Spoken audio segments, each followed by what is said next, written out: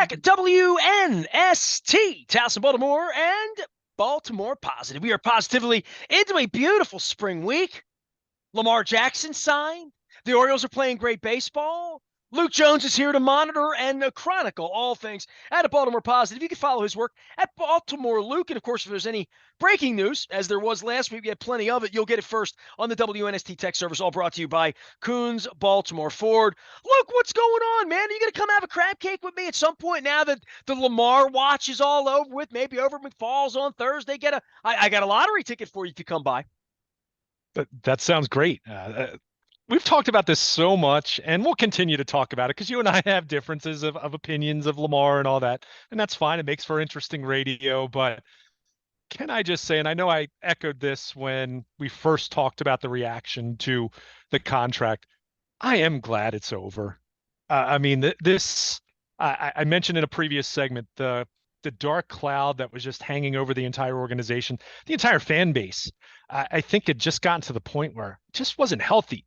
Everyone felt the way they felt about it, and I didn't feel like after a while anyone's opinion was really changing. But I think the one thing that everyone could agree with at a certain point in time was, can we have a resolution? Whether that's Lamar getting a big contract, whether that's Lamar getting traded, signed to an offer sheet elsewhere, whatever it is, I think everyone was ready to move on from that part of the conversation.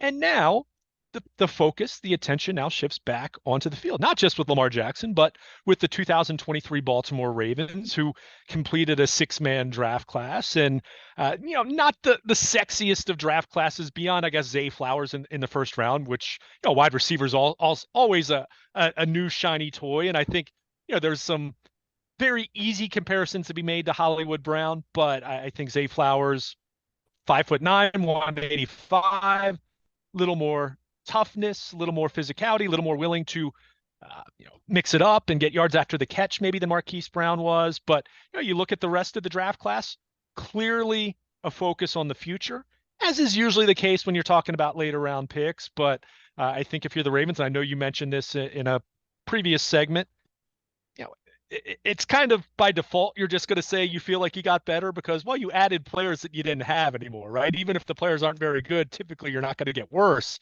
by doing that. But I think for the Ravens, they felt like it was a very productive weekend. And it was very telling. Eric DaCosta, after the draft had concluded on Saturday, late Saturday afternoon into the early evening, he acknowledged they're tired, but he said it was a good tired. And I think most of that context, obviously the Lamar situation, but we also know that these draft classes, these draft hauls, these picks that they make, it's at least a year, if not for some of these guys, a couple years in the making. So there's a lot of work, a lot of boots on the ground, a lot of sweat equity that goes into these picks. And that of the 6 players that they took, certainly they're not going to go 6 for 6. It never goes quite that well, but you're hoping that you came away with at least a few guys that are going to help your team to varying degrees over the next few years. Well, yeah, we can sit here and talk about day 2 and day 3 picks and how that affects the team and guys running special teams. And, heck, this week I got a young man from Dundalk that's going to camp with the Tampa Bay Buccaneers. So, there's a dream for all of these guys, but the reality for the Ravens at cornerback and the reality for them at linebacker, which we've discussed, that there's an abundance. We talked about the Orioles having too many infielders and, never enough pitching, even though it feels like they have enough pitching right now. The back end, which was your complaint for a long, long time. I remember way back when all you did was bitch about the secondary in the offseason and Ozzie Newsome and all that there needs to be a veteran signing, that they would have maybe gone with corner at 22 instead of wide receiver. I don't know if we were shocked on the other side of Odell Beckham, and he's not long-term. We sort of know that based on what he'd want to be compensated, especially if he does pan out this year. And they win that Super Bowl that Lamar's talked about and promised. So, but for the back end and for the defense and for what they've done offensively now, which is this deep, rich wide receiver room with all of these guys are going to make you forget about James Prochet and Devin Duvernay and Tylan Wallace and all the rest of these guys that John had to sort of remember on note cards as he was going through to make sure he didn't offend anybody. But the secondary in that room right now, what Marcus Peter, what's going to happen here? Yeah, I think that's what's going to be interesting. And even as someone is listening to us talk about this, keep in mind we are now at the point where we are passing the deadline for the compensatory pick formula. That wouldn't factor in for Marcus Peters, of course, because he, it was a Raven, so it's not as though they're worried about losing comp pick, the compensation part of this. But for someone like Arak Yassin, who was someone that they visited with earlier in the free agent process, anyone that was an unrestricted free agent, you get to the Monday after the draft, you get to the 4 p.m. deadline, they no longer count against the compensatory pick formula. We know if we know anything about the Ravens, we know they love compensatory picks. I mean, that's evident over the course of their entire history and where they rank in terms of comp picks over the years. But I think that's significant because they clearly need to bring in at least one veteran corner, if not a couple. And keep in mind that could also be done via trade. We already mentioned, just spitballing the idea of, is there a Patrick Queen for some other team's slot corner kind of deal out there? And again, I don't know that. I'm just throwing it out there as a talking point, but they clearly need to add there. You look at the roster offensively, it looks pretty set. They've got to figure out left guard, but they've got Ben Cleveland. They've got a couple other internal candidates. I'm not saying necessarily the 6th round rookie whose name I'm still scared to try to pronounce over the air at this point. But they have candidates there. And there are typically, you'll find some veterans out there that if push comes to shove, you can kind of patchwork that together and get by, especially having Ronnie Stanley to the left guard's left and Tyler Linderbaum to his right. So offensively, they're pretty much set, right? They've got work to do. They've got to install new offense, got to have Lamar Jackson come in and build rapport with Odell Beckham and Zay Flowers, but you feel good about that. Defensive line, while there's certainly some questions long term, when you look at the contract status of a Justin Matabike, a Broderick Washington, you look at the age of a Michael Pierce, of a Brent Urban, they're pretty much in place on the D line. You'd love to see a couple young guys step forward that could be pieces for the future, but you're you're good there for 2023. Even if it's not a great group, I think it's solid at the very least. Inside linebacker, we've already talked about Patrick Cream. We'll see how that plays out, but you have Roquan Smith there.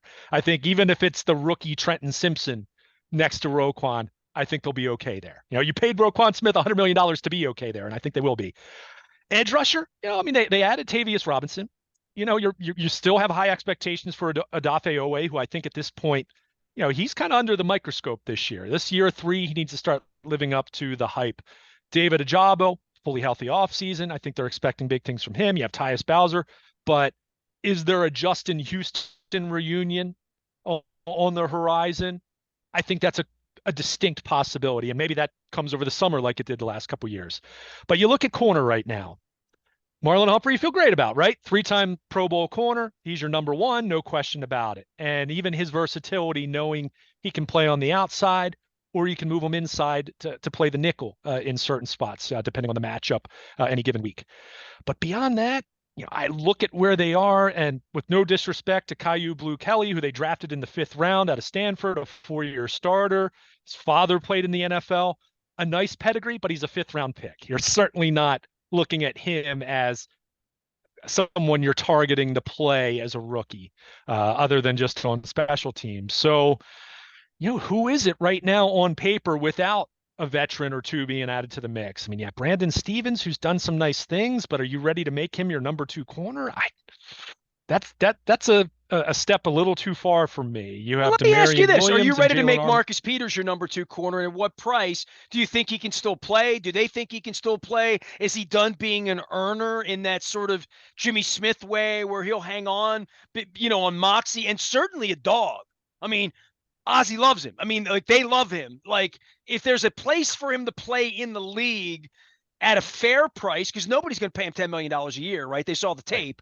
But how do you feel about him? Does that feel locked down if they bring him back at $4 million because that, or whatever the number is that they can afford? Is he the answer? Well, first of all, they should be able to afford a reasonable deal at this point. We need to see the Lamar contract structure, but the assumption is they've cleared some cap space compared to what he would have been at 32.4. Because you look at these deals typically year one, they are pretty forgiving in terms of the cap number. So financially, cap structure wise, they should be okay to make a move. Look, if you're talking about Marcus Peters signing him to a long-term deal or anything like that, I'd be uncomfortable. But if you're talking about him in a 2023 light, I don't think, while there was some drop off last year, I don't think he played so poorly that you're looking at him as a liability or a guy that's not still a starting caliber corner in this league. So I would absolutely be open to that. Now, Rock Yassin would be someone that's a little bit younger, you know, never the caliber of player of Marcus Peters in his prime, but certainly someone that you would sign and would say, okay, he's going to be a starting corner for you. So, Well, the but for thought me, that they where I'm went just after Slay and how that might have worked out, right? Like right. how the offseason, Purple Rain 3, if I'm writing it, is that's how close they were to spending a lot of money. That's how important the position felt to them 6 weeks ago, right? That they were going to spend a lot of money and make a splash. And instead, they wound up spending that on a wide receiver. Really, that's what happened Yeah, with the money for this year.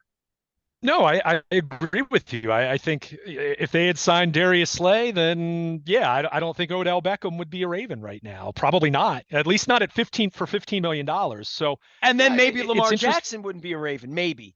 I don't know, right? For Maybe. 185 million, I think Lamar was going to come in either way. That's right. Yeah, and I'll still maintain that I think the Jalen Hurts deal was way more influential on getting this done than signing Odell Beckham. And Beckham may have warmed up the temperature a little bit, but I still think it comes back to the Hurts deal, and they're just being that other price Well, point, from a football saying, team "Hey, standpoint, they offered the money to Slay. They were ready to go. So, like, according to yeah, him, right? So, at the end of the day, they prioritized when they got together in Jupiter with Steve and smoked cigars and had lemonade out on the deck.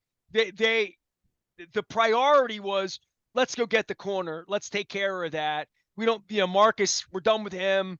We're going to do this. And then the kid turned them down, and that turned into this. I mean, it really is that seems to me I don't have the narrative wrong. well, first of all, Darius Slay is not a kid. He's actually he's actually a little older than Marcus Peters, so that's part of where maybe you take a little bit of pause anyway. But he was with the Eagle. He was still with the Eagles, right? I mean, he never actually got released. It was just one of those cases where that player's kind of in that limbo where might get traded, and you kind of see how it's going to play out. And they talk to some other teams. Again, this is according to him. The Ravens have never commented on that because that would technically be tampering, from a legal standpoint as it pertains to the league. But I don't think it was even necessarily like, oh, we're going to go get him, because they couldn't have known that because he wasn't a scheduled free agent. That was going to be a cap related move.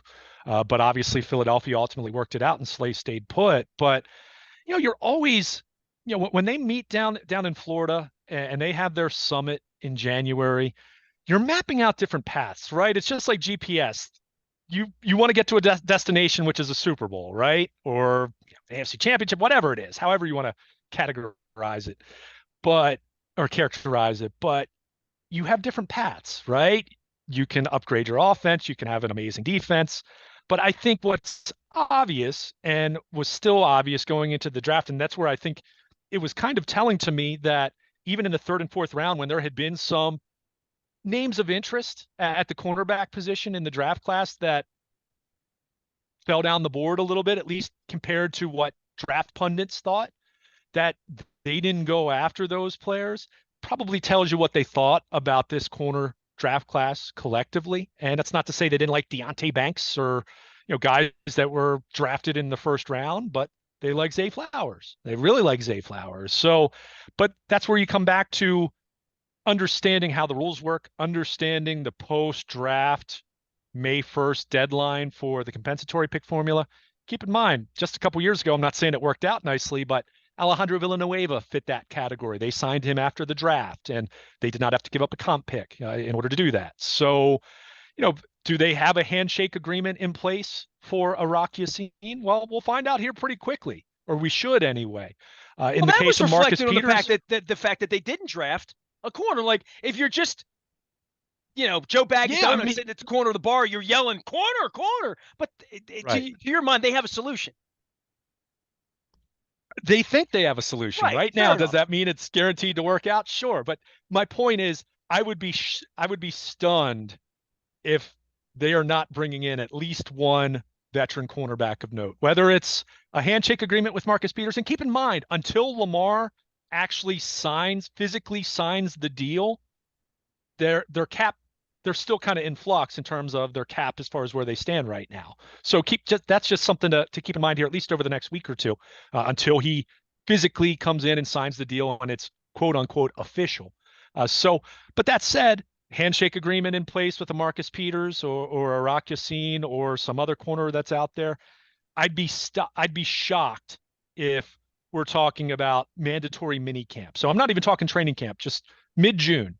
I'd be shocked if we're at that point and Brandon Stevens and Demarion Williams are their number 2 and number 3 corners, lining up. So I think you're going to see something. Again, do I know what it is exactly at this point? No. Does it mean that the cornerback position could be a little bit of a question mark? Because again, you are talking about Marcus Peters being another year older or bringing someone else in that's not an all-pro kind of corner. So we'll see how that plays out. But that's clearly the big position right now. If you're going to ask me, Luke, what's the big position on either side of the football that right now could really harm their chances of being a serious contender? There are few ways for a season to unravel more quickly than having issues at the cornerback spot. So that's where, again, I'm making the assumption that there's some contingency plans here in place. Maybe not even contingency. Maybe it kind of morphed into what their plan was even just a few weeks ago, and they were going to wait after the draft and kind of see how it played out and then revisit a Marcus Peters or a Rock Yassin or someone like that.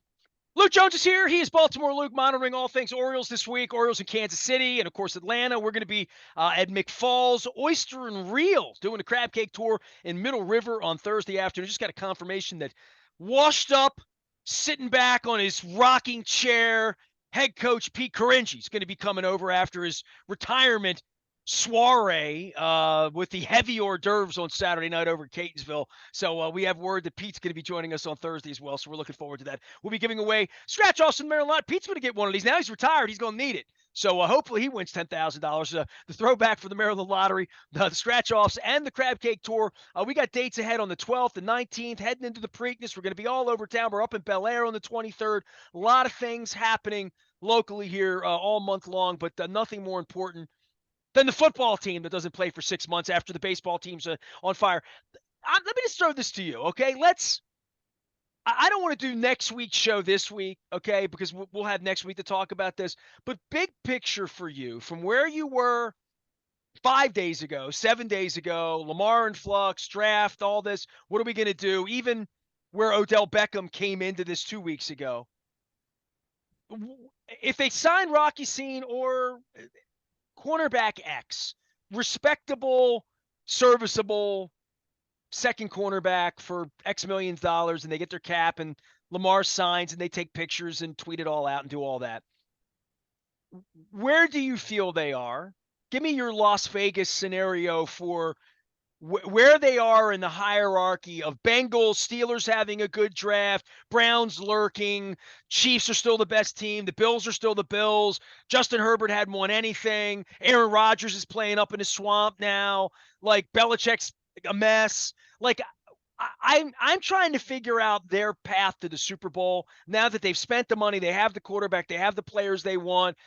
You're more bullish on them than I am as a Super Bowl contender because I've seen the other quarterbacks and the other teams. I certainly think they're a better football team today than they were a week ago. Well, I mean, they are because they know Lamar Jackson's going to be their quarterback compared to unnamed rookie, right? Or unnamed veteran acquisition. So, or how about drama with angry Lamar playing for $32 million, which sure, I never yeah, right. And we even mentioned that X factor that just the idea that no one has to answer questions about that anymore, other than how happy are you that Lamar is back and he's going to be your quarterback the next 5 years. So I'll say this much: look, it's a loaded AFC, and that's the case for everyone. About the only team that shrugs their shoulders at that notion is who? Kansas City, because they've done it and they've done it multiple times now. They're the new Patriots, right? And that doesn't mean that they're going to do it for 20 years the way the Patriots did, but they're that team. They're the team that everyone else is looking up at and chasing. That's just reality now. But I'll say this much: I think the Ravens are a divisional round team. and then we'll see what happens after that. I mean, it really does come down to, at that point, not just Lamar Jackson, but everyone, all those names we've mentioned, guys that have not broken through. Everyone on this roster now, other than Justin Tucker, who was a rookie when the Ravens last won the Super Bowl and last made it to an AFC championship game. But my point is, I think they're a top 4 team in the AFC. Now, I'm not ready to say they're 1. I'm not ready to say they're 2.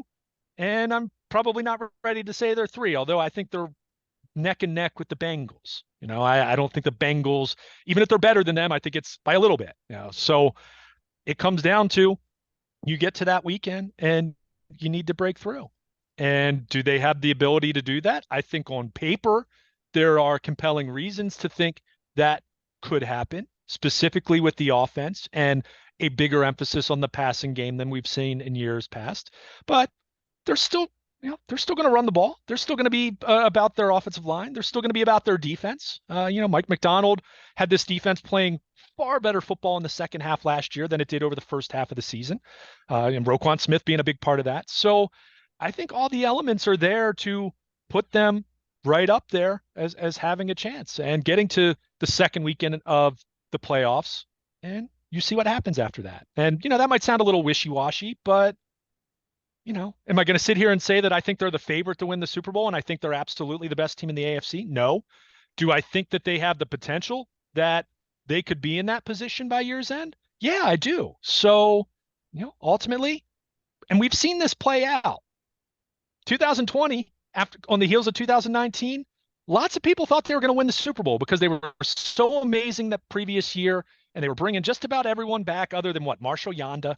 And we saw what happened. It was COVID. It was weird. And, they had some injuries and, they got eliminated in the second round. And then 2021, all hell broke loose in terms of the injuries. And, they still haven't fully recovered from that when you really think about it.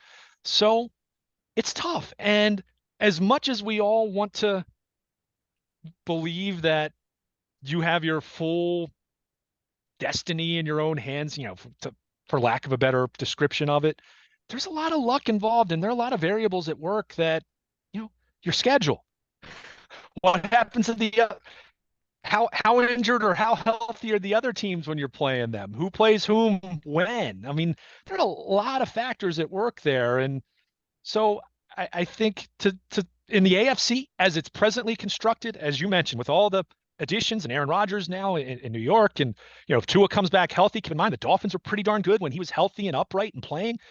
You've got 8, 9 teams in the AFC that I wouldn't say they're all serious Super Bowl contenders, but I think they're all teams that right now can envision a somewhat realistic path to at least getting to the conference championship game. And that's usually not the case. Normally you're saying that about 4, maybe 5 teams. So it's going to be really tough. And a lot of it's going to come down to health and schedule and timing and all those different things. But I think the Ravens have acquitted themselves well with what they've been able to do, specifically in the month of April, starting with getting your quarterback under contract and putting that story to bed. And, they've augmented. They need to do that at corner still. But I see them as being a top 4 team in the AFC, and then you're going to have to see what happens. I'm not going to go against the Chiefs until someone definitively, and I'm not talking about the Bengals doing it once, but I'm talking about someone definitively overtaking them. So the Chiefs remain the team to beat in the AFC, but I think the Ravens are right there with, that next tier that's all trying to be the next team to get to the Super Bowl out of the conference. One thing I will say over the weekend, and I sort of screwed up and watched too much NFL Network Friday and probably too much ESPN on Saturday and Sunday, quite frankly, because going back and forth, you can get a little mesmerized by all this. But going from one city to another, from one franchise to another, from one hopeless, awful franchise, all these Houston Texans drafting at the top in Carolina and new owners and Browns and your other versions of the Browns around the league, these bad teams.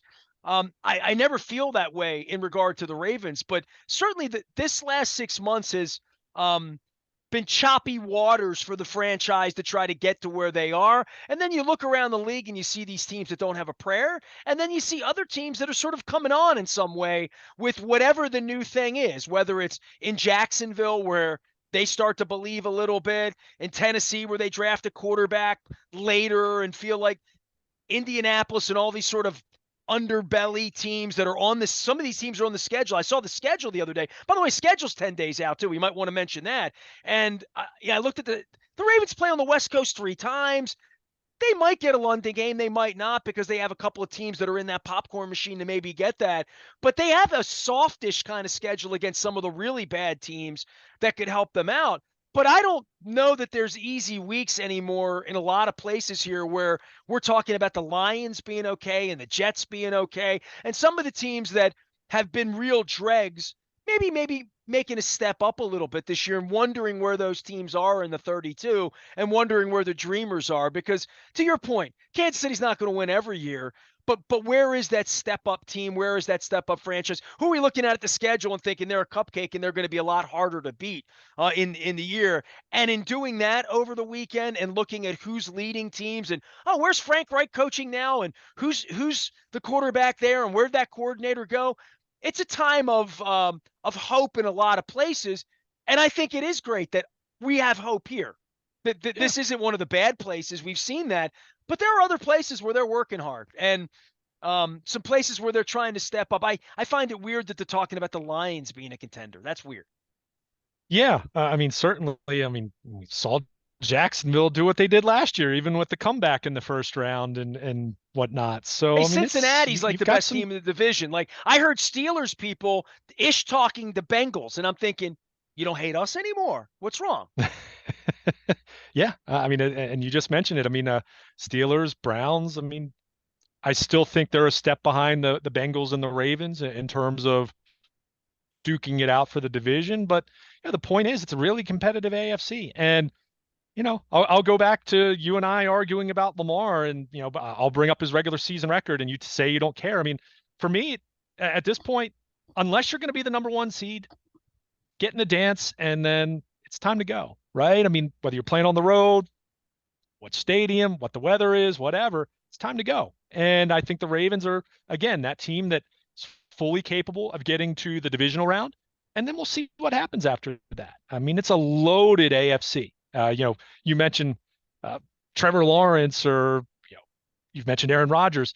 How about the fact you have Sean Payton in Denver now with Russell Wilson? I mean, look, Russell Wilson was a disaster last year. Am I ready to say he's totally done? Not yet. I'm not saying they're a top 3 or 4 team in the conference, but there might be something there to revitalize him a little bit. So you've got a lot of teams and a lot of quality quarterbacks in this conference. So to sit here and try to say on May 1st or May 15th or June 1st, if I think the Ravens are winning the Super Bowl, it's that's a tough ask to try to look into the crystal ball at that point in time, because you still have Kansas City at the top of the mountain. But I do think the Ravens have done well for themselves. And again, like you said, after these months of choppy waters, and let's just face it, it was just a bad vibe all the way around. Not even talking about press conferences or anything or Lamar's tweets or anything like that. Just talking about just how it felt. It was a lousy feeling. This was not a fun start to the offseason whatsoever. And that all changed just a few hours before the draft started when the news trickled out that Lamar had come to terms with the Ravens. I think it completely changed their offseason. It changed the tone of the draft, and not that it was this world-changing kind of draft, but I think they feel solid and good about what they were able to accomplish. And now you get into spring workouts, and you assume you're going to see your quarterback there. I think we will see Lamar there for OTAs. It'd be a terrible look if he wasn't, so I fully expect to see him there. And, it will get back to much more of a business as usual from a football standpoint. And this quarterback, this team has a lot to prove in terms of not regular season. We're beyond that. That's why even talking about the schedule, it's like play well enough to make the playoffs, right? And then after that, that's when your legacy really starts to be defined. And that's where they are at this point, entering year 6 of the Lamar Jackson era. I mean, they made it to the playoffs 4 out of 5 years, and that's an accomplishment. To your point, talk about some of the have-nots over the course of draft weekend and seeing how many of these teams are back at it, drafting a quarterback and whatnot. But it's go time. It really is for them. So I think they have a chance, absolutely, to be one of the top 4 teams in the conference. And then, hey, you got to go do it. Whether it's going to Buffalo or going to Kansas City or going to Cincinnati or one of those teams coming here, it's go time. You want to be a champion, you got to go out and win games in January. And to this point, they've struggled to do that this current era of Ravens football. 10 days out on the schedule release, and the Ravens have 9 home games this year. We're going to be doing the Maryland Crab Cake Tour at McFalls Oyster and Reel on Thursday in Middle River. We're getting ready for everything. All of it brought to you by our friends at Window Nation, 866-90Nation. The way to reach them, you buy 2, you get 2 free, and you get 5 years, 0% financing. Our friends at the Maryland Lottery have given me these instant lottery scratch-offs. I'll be giving away at McFalls this week. We're going to be at the local up in Bel Air later on in the month. We're going to be moving around the city. I got a downtown location targeted for the 12th. We have Preakness in town this month. We have the Orioles with full relevance. It is the first off season where we just don't have to talk football, more football, and just waiting on football because we have baseball tonight and tomorrow night and the next day and the next day.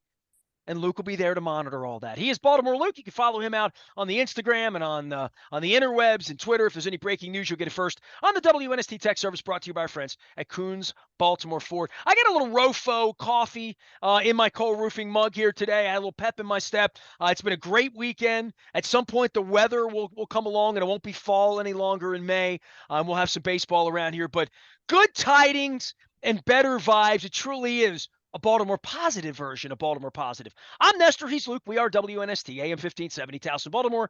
And we never stop talking Baltimore sports and Baltimore positive here in the spring.